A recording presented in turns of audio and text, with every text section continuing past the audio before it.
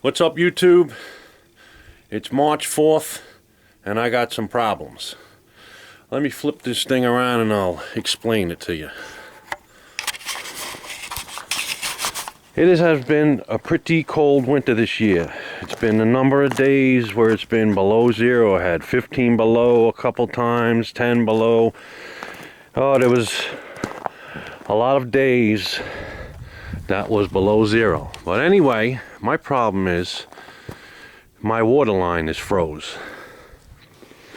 And went through a couple steps. I know it's out in the ground. I disconnected the line underneath the house, turned the pump on, nothing, so I know it's out here.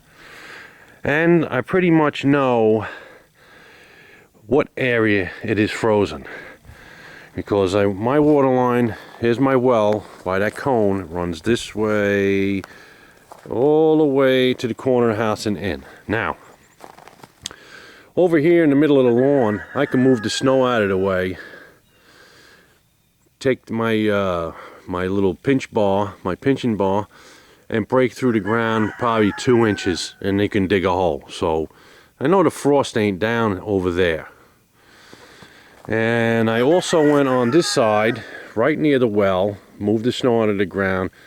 It was a little thick of the frost, but still maybe 3 inches, 4 inches top. I can break down and dig a hole. Now, this was the problem. This year I got a tractor in the fall, so my dopey bright ideas was, let me move a lot of the snow out of the way so I can drive my truck and the tractor through here. Well, right through here is my water line. So by me moving the snow off of there and also driving back and forth over it, I must have drove the frost down to the pipe. That's the only thing that I can think of, because I've been living here 15 years and I've never had this problem, and this is the first year I moved this snow off the top of this pipe. So what I'm doing now is I made this little makeshift little hut here, because underneath here is one of these outdoor hydrants. You see it there? There's one of these things that you can open it up, get water, and the water's supposed to drain back down, out. But for some reason, this thing is, I can't move the handle, so I'm thinking it's frozen in there. But it's not really teed right into the main line. It's a tee with a little maybe 2-3 inch pipe coming off a tee. Then it's connected to this. I don't know if some frost went down in this pipe and got to it. So this is what I'm going to be doing. The ground over here is frozen.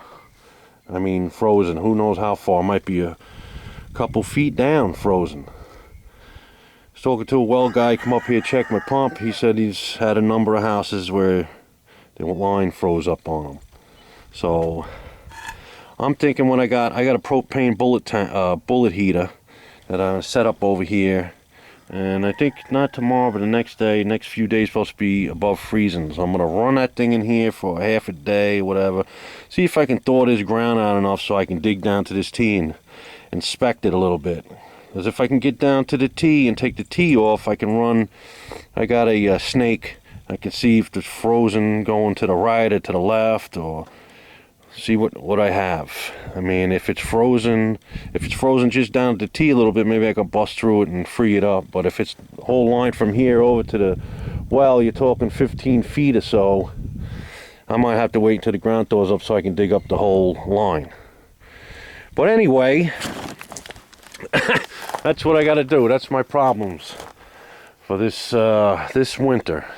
It's been cold. But anyway, one good thing is that, I mean, you know, having no water is definitely, running water in your house is a pain. So I'm going back to the old 1800s, and behind my house, this house actually used to be hooked up to a shallow well. And when I bought the house, I switched it over to the well out there, because there actually used to be a trailer over there that the well was hooked up to. So once I got rid of the trailer, I switched the water lines around and ran to my house, because this water over here actually has a little bit of a sulfur smell to it. So this is where I've been getting my water. bucket by bucket, so I can flush toilets, wash dishes, even take a bath. Because he'd throw 4 gallons, 5 gallons in the bathtub and heat up a gallon or so just to get the water warm, and I take a bath. Well, here's my well back here, and thank God for this thing. Otherwise, oh, I don't know where I'd be getting water. There's nobody around me. I'm in the woods. So it's amazing that this thing right here is not frozen, this water. Somebody must have handmade this years ago. Hold on a second, let me just put this down for 1 second.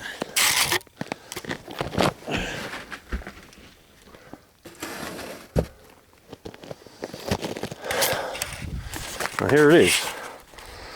Somebody must have made this. I can see all the stacked stones cemented, and it probably looks like it's down, whew, it gotta be 10, 12 feet. And this used to be the main source of water to the house, so I come over here with my bucket, dump it down, I got water. Back here's a pretty wet land. There's actually a spring that runs down through here, so I can see a pipe down there where they got feeding into this. I see a couple of pipes, so I don't drink it. I mean, you probably could. I never tested it, but I don't, you know, I buy some bottled water for drinking and making coffees and stuff.